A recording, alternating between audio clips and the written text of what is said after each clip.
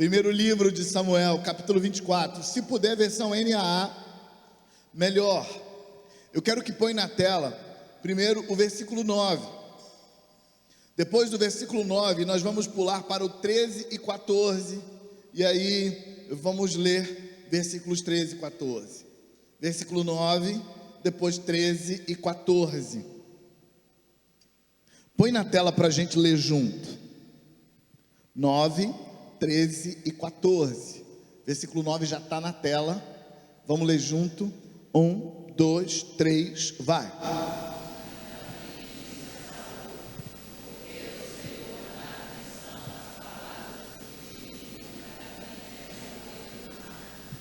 Treze e 14. 1, 2, 3, vai.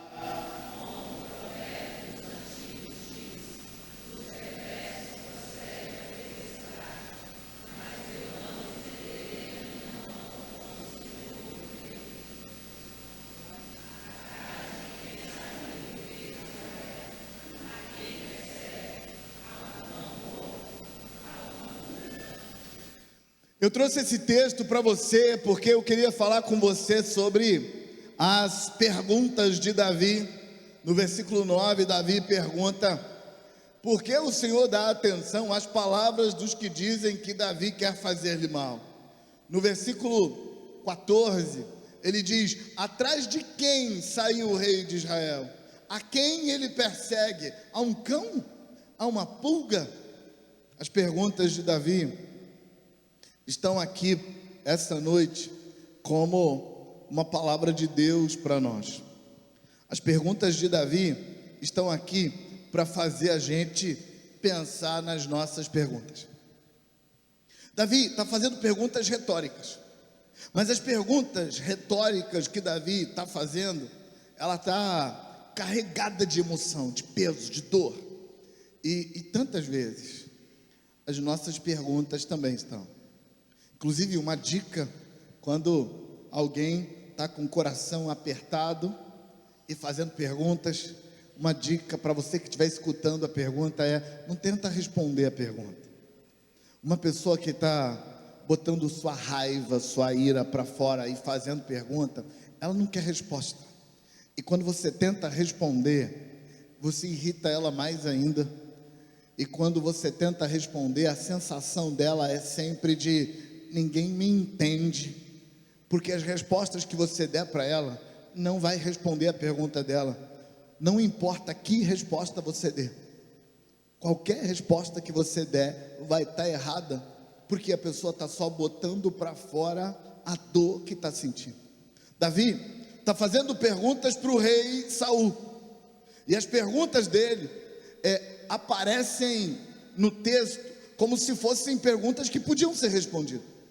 Meu rei, quem é que enfiou na sua cabeça que eu estou querendo te fazer mal? Meu rei, atrás de quem o rei de Israel foi no deserto? Foi perseguir quem? Foi perseguir um Zé Ninguém, é isso mesmo? Foi perseguir um cachorro, uma pulga? Essas perguntas são perguntas que às vezes a gente faz. Sabe a pergunta: onde está Deus? São perguntas que justificam uma dor, mas que não estão procurando uma resposta de verdade. Para você entender por que Davi está fazendo pergunta, precisa olhar as coisas um pouco antes. E tudo começa quando o profeta Samuel, que era o homem de Deus, reconhecidamente o homem de Deus, que reunia em si mesmo os ofícios de profeta, sacerdote e rei. Samuel fazia todos esses papéis. E Samuel foi visitar a casa de Davi, amando de Deus. E a casa de Davi era regida pelo seu pai.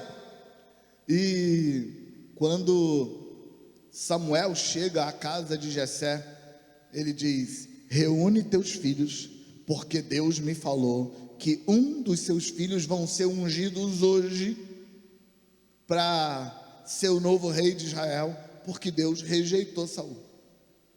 E aí Jessé manda chamar os filhos e reúne todos os filhos dele à roda da mesa. Quantos filhos tinha a roda da mesa? 7. Quantos filhos Jessé tinha? 8.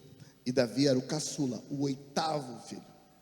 O número 8, na perspectiva bíblica, na perspectiva da cultura judaica, é o número da aliança. Davi tinha que ser o 8º filho, porque Deus ia construir nele uma aliança que abençoaria toda a humanidade. É por causa da aliança davídica que Jesus tinha que ser filho de Davi, que Jesus é chamado de filho de Davi, porque Deus pode, através de Jesus, fazer determinadas coisas, porque ele é herdeiro de Davi, com quem Deus fez uma aliança para abençoar o mundo. Então, Davi é o 8º filho, e ele não só é o 8º filho, ele causava vergonha no seu pai. Jessé meio que escondia Davi, e escondia Davi porque ele nasceu pequenininho, ele era menor para a idade dele, e não só menor, ele era franzino, e não só franzino, ele era bonito, agradável, sabe? Que menino bonito, fofo. E aí você pensa, por que o pai tem vergonha de ter um filho bonito e fofo, um filho agradável, um filho magrinho, um filho sem massa muscular? Por que o pai vai ter vergonha? Por causa do momento na história. Naquele momento na história, gente, quem bota moral é grande, forte e tem cara feia. Como é um momento de muitas guerras, imagina que você encontra um adversário na sua frente, você está no meio da batalha, aí chega o adversário, e aí o adversário chega com uma espada na mão, uma cara feia e um corpo grande. Ele pode não saber lutar e não ser capaz de te vencer, mas ele já ganhou a primeira vantagem, ele botou medo em você. Agora imagina, se você está no meio da batalha e você encontra um sujeito baixinho, bonito, com um sorrisão no rosto, oi, com a espada na mão. A sensação que você tem é, pode cair para dentro, que esse aí não dá 2 golpes e derruba ele. Davi era esse cara. Por isso o pai de Davi tinha vergonha dele. Os primeiros 7 filhos de Jessé eram caras grandões, corpulentos, cara feia, pronto para a batalha. Todos 7 foram apresentados para o rei para serem bons soldados. Davi não, Davi foi escondido. E quando Jessé chega e diz para quando Samuel chega e diz para Jessé assim: Jessé, Deus falou que um dos seus filhos seria ungido a rei. Jessé ficou feliz, mandou chamar os 7, botou ao redor na mesa e falou assim: pode escolher. Samuel disse: vamos ficar de pé ali no paredão, que eu vou orar ao Senhor, um por um, e vou ver qual desses é. Possivelmente, Samuel estava usando um recurso que os sacerdotes daquela época tinham, chamado Urim e Tumim. Era uma ferramenta para entender o que Deus está falando. Deus, através daquela ferramenta, responderia perguntas de sim e não. E eu estou imaginando que Samuel chegou diante do primeiro filho, fez a oração, porque tinha um jeito, tinha um ritual para usar Urim e Tumim, não é de qualquer jeito. Ele faz a oração, usa Urim e Tumim, e Deus fala assim: não é esse. Aí, porque Samuel começou do mais bonitão, né? Do mais. E aí Deus fala para Samuel assim: Samuel, eu já te falei, vou falar de novo. Não preste atenção na aparência, porque Deus rejeita a aparência. Os homens valorizam a aparência, mas Deus valoriza o coração. E Samuel falou assim: sim, Senhor. Mas ele continua valorizando a aparência. Foi para o segundo, para o terceiro, para o quarto, para o quinto, para o sexto, para o sétimo, fez a mesma coisa, e a resposta de Deus foi a mesma para os 7. Não, esse não foi escolhido. Aí Samuel virou para Jessé e falou assim: Deus falou que um dos seus filhos seria rei, e esses 7 foram reprovados. Você falou que só tem esses, você não tem outro? Porque Deus falou que é um dos seus e não é nenhum desses. Aí Jessé coçou a garganta e disse: Tem outro, mas o outro não conta. O outro era Davi. E aí Jessé disse: nós não vamos nos sentar à mesa para comer enquanto esse garoto não for trazido. Trouxeram Davi. Samuel fez o ritual, invocou a presença do Senhor, usou o urim de Tumim, e o Senhor disse: eu escolhi a esse. Aí Davi se ajoelha, Samuel coloca o óleo sobre a cabeça dele, faz a oração, faz o ritual e diz: assim diz o Deus de Israel, você é o novo rei. Ei, viva, tananã! E a gente senta na mesa, come junto, porque agora Davi é o novo rei. E aí, no outro dia era segunda, e depois terça, e quarta, e quinta, e sexta. E o que mudou desde que ele foi ungido? Nada. Passa 1 ano, 2 anos, o que mudou? Nada. Mas a unção está na cabeça dele. Um dia, Davi, fazendo o que ele sempre fazia, cuidando de ovelhinha lá no campo, foi surpreendido porque um leão aparece, pega uma ovelhinha dele, e não sei se você sabe, normalmente, quando o leão vai pegar uma presa num ambiente inseguro, ele faz uma dança, que é para amedrontar o adversário. Dá uma rosnada, olha com a cara feia, faz um teatrozinho ali para atormentar a vítima, para ele poder pegar a vítima e ir embora. Mas quando aquele leão chegou, ele olhou ao redor e procurou: cadê a ameaça? Não tem, porque Davi não parece ameaça.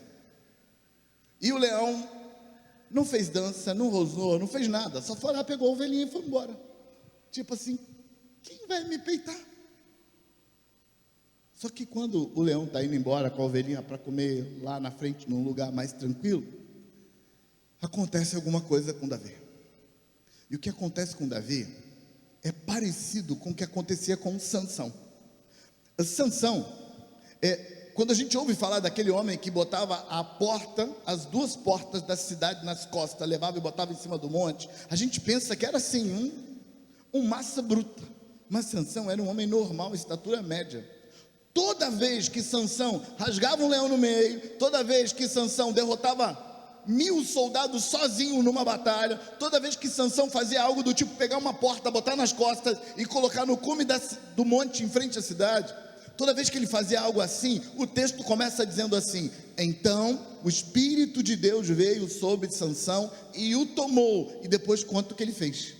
Sansão não tinha superpoder no corpo dele. O poder de Sansão era algo espiritual, porque era a manifestação de Deus operando em Sansão e dando para ele algumas ferramentas sobrenaturais.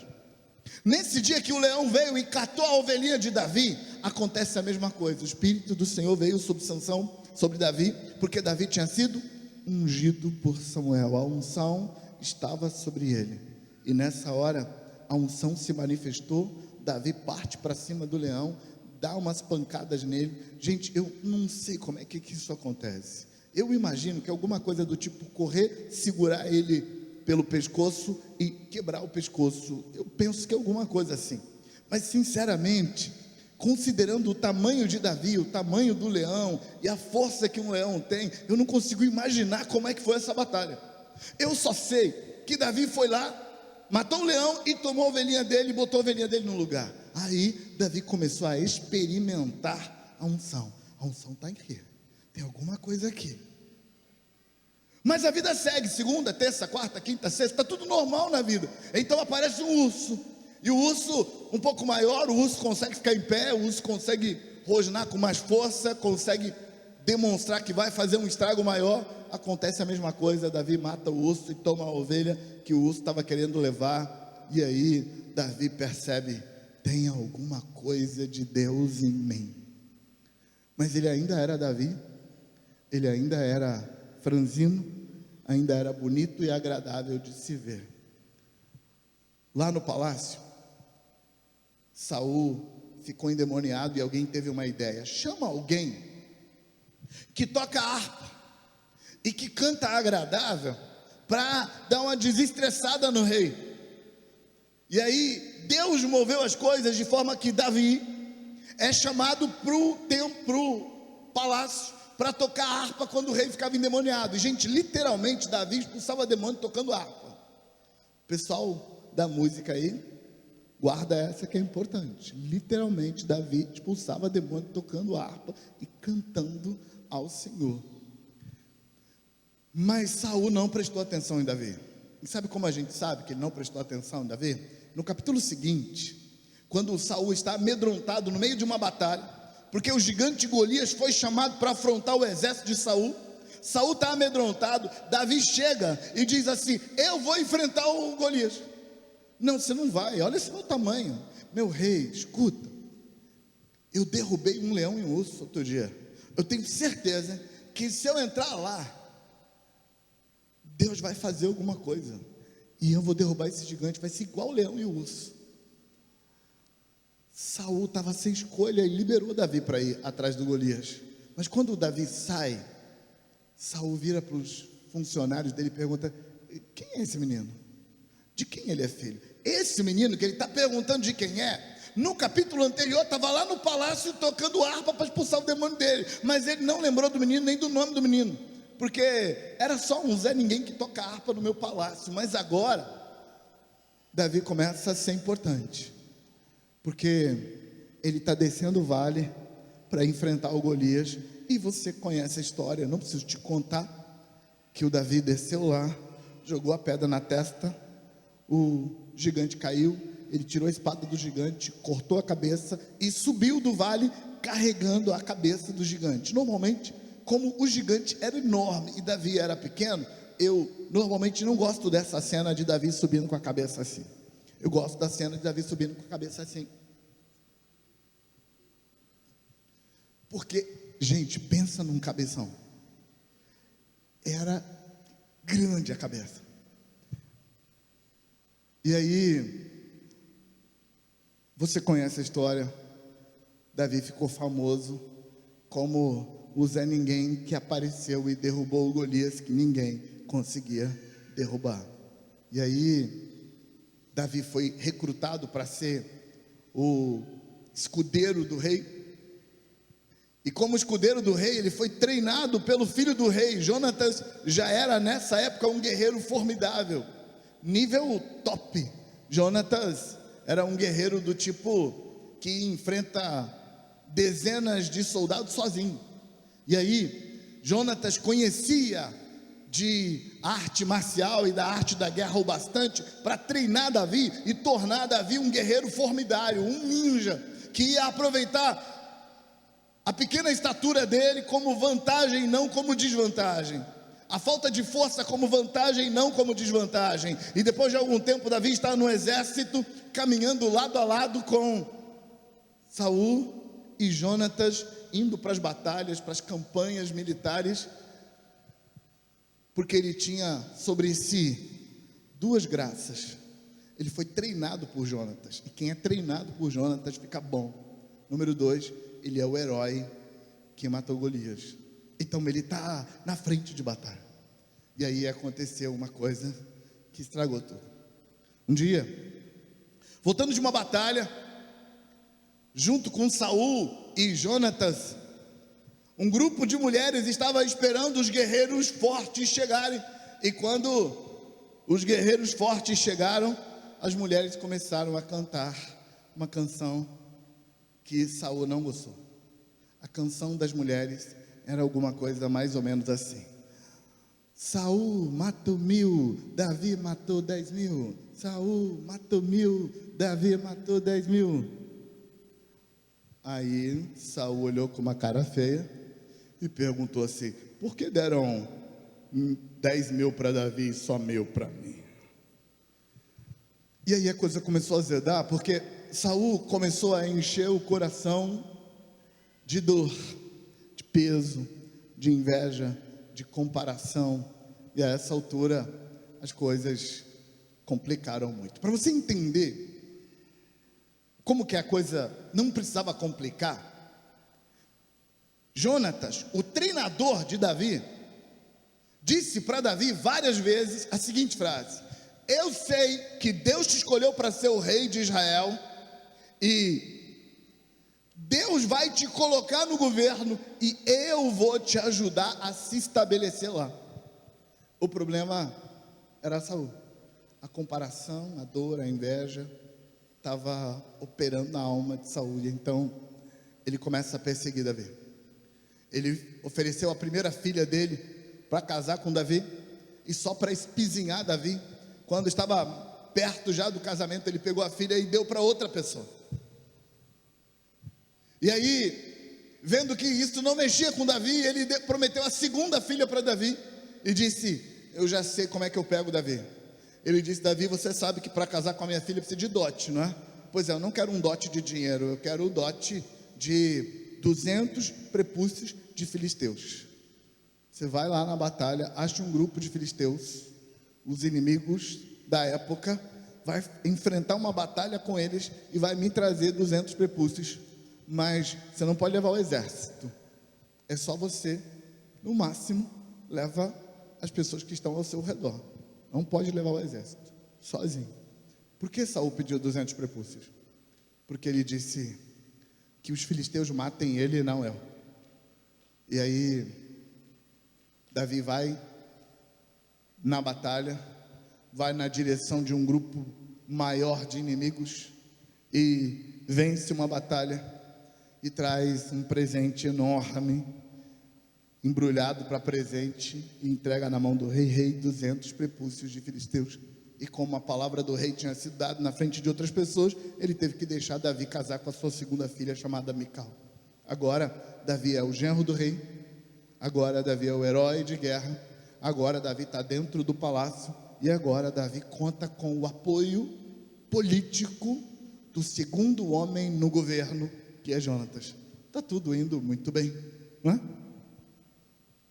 Parece que a unção que Davi recebeu lá atrás, e que inicialmente parecia que não estava dando em nada, agora parece que está dando alguma coisa, porque ele está no palácio, ele está no topo, ele está chegando lá, tudo parece que vai encaixar perfeitamente, ele consegue ver a mão invisível de Deus movendo as coisas.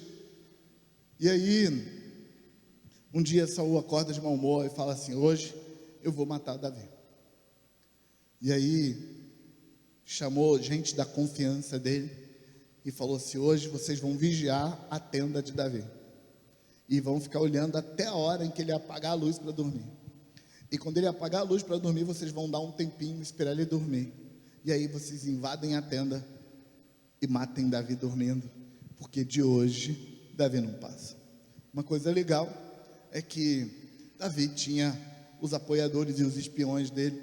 Então um dos espiões contou não para ele, mas para a esposa Mical, e falou assim: olha, teu pai reuniu um grupo, eles estão vigiando a tenda, e eles vão esperar Davi dormir, então vigia a hora que se apagar a luz, porque vai apagar a luz, eles vão dar um tempo para ter certeza que está dormindo, e vão fazer o serviço.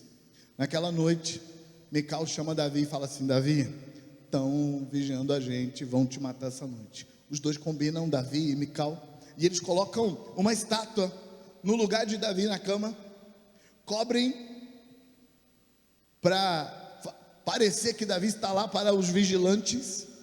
Davi deita no chão, estátua na cama, apaga a luz, e enquanto eles estão esperando para ter certeza que Davi pegou no sono, Davi se arrasta pelo meio do arraial e foge.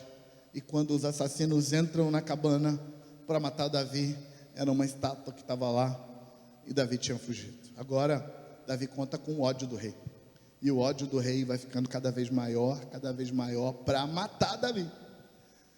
O rei mandou o exército atrás de Davi, o exército pessoal dele atrás de Davi. Várias vezes não conseguiram, porque Davi tinha se tornado um ninja, um guerreiro formidável, conhecendo o terreno, conhecendo a arte da guerra como ninguém. Então os guerreiros de Saul não conseguiam resolver. E aí a gente chega nesse texto.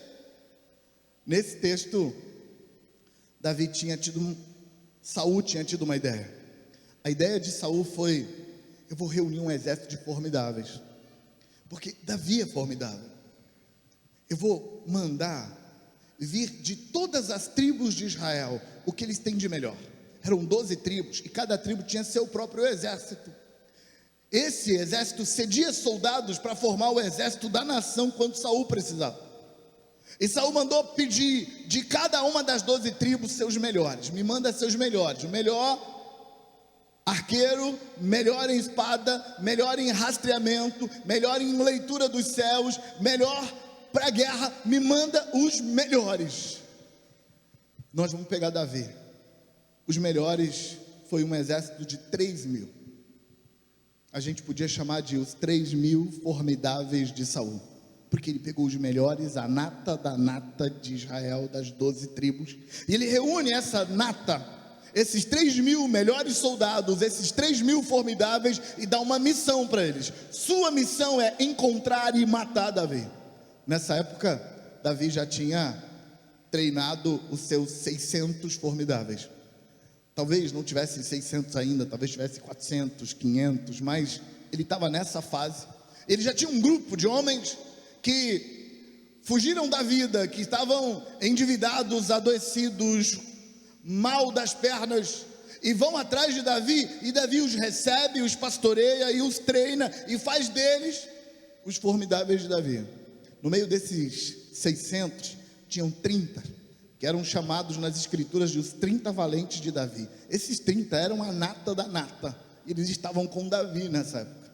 E então, os 30, aliás, os 3.000 de Saul, estão na pista de Davi. E claro, eles vão conseguir encontrar Davi, porque eles têm os melhores em rastreamento de pessoas. Eles conseguem encontrar qualquer coisa em qualquer lugar, porque eles são os melhores na arte da guerra. E eles descambam numa região chamada En-Gedi. E aquela região chamada En-Gedi é uma espécie de oásis no meio do deserto da Judéia. En-Gedi tem água num deserto que não tem água, e tem alguma vegetação por ali, mas cercado de deserto. Os homens de Saul então chegam no rastreio de Davi, chegam naquela região, e eles dizem: com certeza ele está por aqui. Ninguém sabe aonde. A região de En-Gedi é uma região baixa, onde tem água, cercada de montanhas desérticas e contaminadas por sal. Nessas regiões mais altas tem cavernas profundas, e os homens, os 3.000, fazem o acampamento embaixo, onde tem água, onde dá para ficar bem, e vão passar a noite ali. Quando o acampamento está pronto, Saul diz: eu vou ali. E alguém pergunta: fazer o quê? Não é da sua conta? E Saul pega um caminhozinho e começa a subir, e ele sobe, um caminhozinho, sabe, de andar uma pessoa só de cada vez. E Saul entra numa caverna. O texto diz que ele entrou na caverna para aliviar o ventre. Está escrito assim no texto bíblico. Se você não sabe o que é aliviar o ventre, eu que não vou falar, pesquisa no Google, porque eu não tenho coragem de falar outra palavra para aliviar o ventre. Mas lá vai Saul, ele entra na caverna sozinho, porque ele quer ficar sozinho, porque ninguém quer aliviar o ventre com gente por perto. Saul entra na caverna para aliviar o ventre, e para aliviar o ventre ele precisa se agachar. Não sei se você sabe. E para se agachar, ele tem que colocar bem para trás a capa. Saul andava com uma capa do rei, comprida, e ele puxa a capa bem para trás e se agacha ali para o que o texto chama de aliviar o ventre. Acontece que naquela caverna, escondido no escuro, os homens mais formidáveis do exército de Israel, junto com Davi, estavam lá. Os 30 formidáveis de Davi estavam escondidos dentro dessa caverna. E quando Saul, sozinho, se agacha e está completamente vulnerável, alguém chega no ouvido de Davi e fala assim: o Senhor te ama. Seu inimigo foi entregue na sua mão e aliviando o ventre. O Senhor humilhou o seu inimigo na sua presença. Sabe o que vão falar nos próximos anos de história, vão dizer: o inimigo de Davi morreu aliviando o ventre. Gente, isso é uma humilhação para qualquer guerreiro. Todo guerreiro de alto nível sonhava em morrer em batalha, sonhava em morrer de espada em punho, suado e sangrando pela sua crença.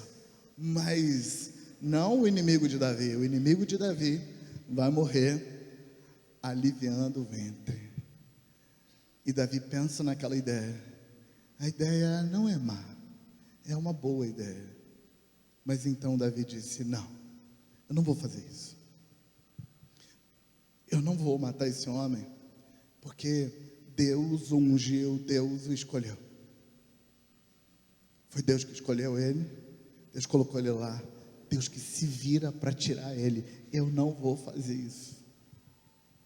Davi se esgueirou, porque uma das coisas que ele tinha se especializado era no modo furtivo de batalha.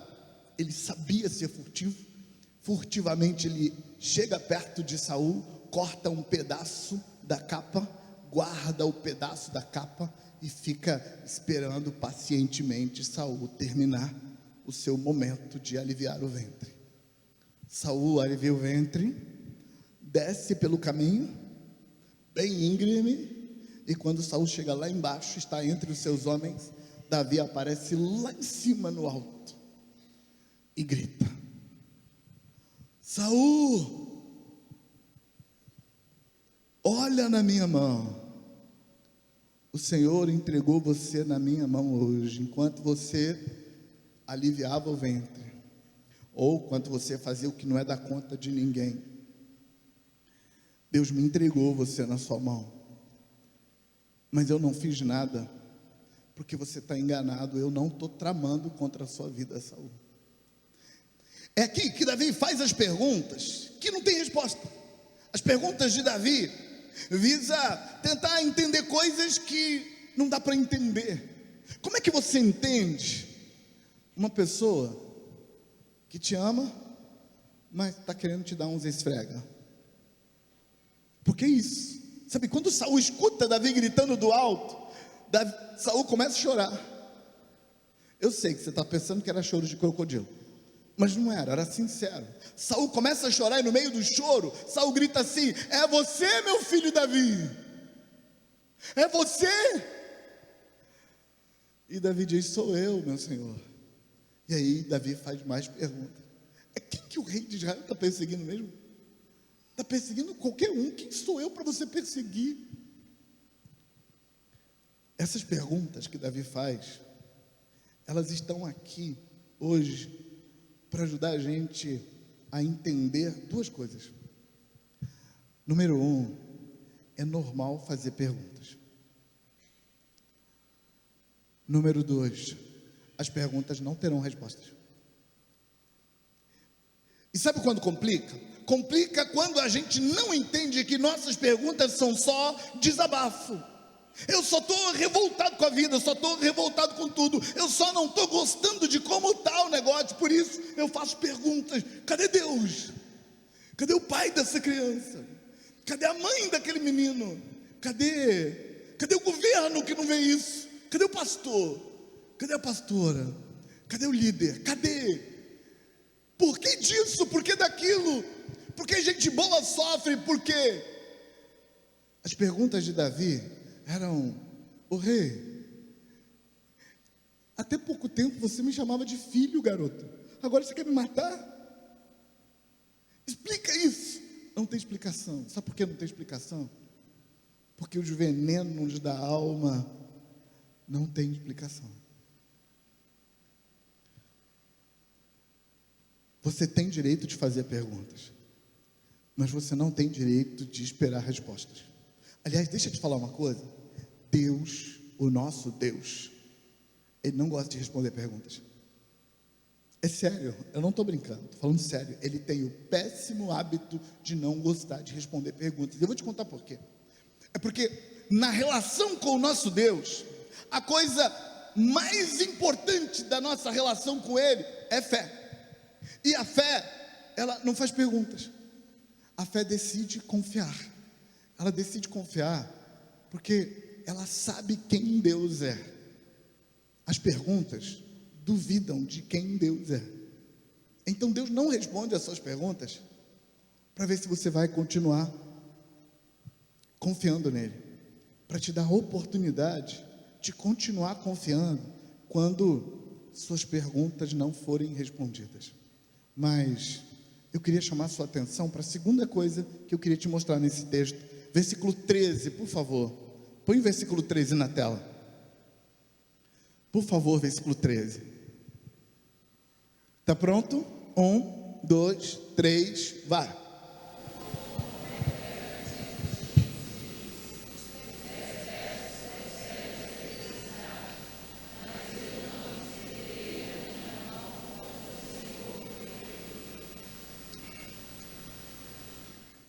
Quando eu consigo separar quem eu sou de como eu me sinto, então eu consigo separar o outro, quem ele é, de como ele se sente. Sabe o que Davi está dizendo? Davi está dizendo: rei, sabe por que eu não te matei? Porque perversidade é coisa de perverso. Eu não sou perverso, então não vou fazer perversidade. Sabe o que significa isso? Davi está dizendo assim: rei, não importa o que as circunstâncias me trouxerem, não importa o que as suas emoções me trouxerem, não importa o que as minhas emoções me trouxerem, não importa quantas perguntas eu tenho, eu não sou perverso, então eu não vou fazer perversidade. O que é perversidade? Perversidade tem a ver com impiedade de escolher o seu próprio caminho e dar a si mesmo a responsabilidade de fazer seus caminhos darem certo. Davi está dizendo: eu não vou ser essa pessoa. E sabe uma das coisas que opera na vida de Davi daí para frente? A vida dá seus altos e baixos, e várias vezes Davi teve a oportunidade de tomar o reino na marra. E sabe o que Davi fez todas essas vezes? Davi nunca tomou o reino na marra, porque toda vez que ele teve a oportunidade, ele falou assim: Deus me ungiu, Deus prometeu que ia me dar o reino, deixa ele me dar, eu não vou fazer isso. Por exemplo, as confusões de Saul levou Saul a uma guerra que ele não podia ganhar contra os filisteus. Davi e todos os seus filhos, incluindo Jonatas, morrem naquela batalha. Na verdade não, menos um filho, porque era menor, não estava na guerra ainda. Saul e seus filhos, Jonatas, inclusive, morrem na batalha contra os filisteus. E o texto nos diz que, na verdade, Saul foi alvejado, estava fraco, mas quem matou ele foi um amalequita. O que é uma ironia, porque Deus tinha dado para Saul a missão de vencer os amalequitas, e ele não venceu. Aí um amalequita matou ele, morreu pela espada de um amalequita. E aí quando Saul morre, quando os filhos de Saul morrem, exceto um, várias pessoas disseram para Davi: Davi, se você marchar perante Israel e reivindicar o reino, todo Israel te apoiará, mas você vai ter que matar a família de Saul. Davi falou assim: não, não vou. Eu não vou fazer nada, eu vou ficar aqui. E quando eles me disserem assim: Davi, vem reinar sobre nós, se eles disserem, eu vou falar assim: eu vou, mas tem que deixar a família de Saul em paz. Não vou negociar isso. E sabe, várias vezes Davi disse: eu não vou fazer na marra. Sabe o que aconteceu? Davi se tornou rei. E não só o rei segundo o coração de Deus. E não só o rei segundo o coração de Deus, ele fez uma aliança tão poderosa, que ela vem logo depois da aliança abraâmica. Depois de Abraão, na linhagem do Messias, a pessoa mais importante é Davi. E sabe por que Davi é essa pessoa importante? Gente, Davi é importante na nossa salvação. Nós somos salvos por Jesus, e para ter Jesus precisou ter Davi. Davi é alguém que vai cumprir o plano. E sabe por quê? Porque Davi faz perguntas. mas Ele sabe que quem eu sou é mais importante de como eu me sinto. Quem eu sou não tem nada a ver com como eu me sinto. Eu posso deixar como eu me sinto para lá e seguir em frente, confiando em Deus, confiando em Deus. Quando todas as circunstâncias disserem para mim que deu tudo errado, eu continuo confiando. Quando todas as circunstâncias criarem uma oportunidade para eu tirar da mão de Deus, colocar na minha mão e resolver do meu jeito, eu não quero. Quando tudo for armado para eu desviar do caminho da dependência, eu não quero deixar de depender, porque Deus é que vai cuidar de tudo. Eu vou continuar confiando nele.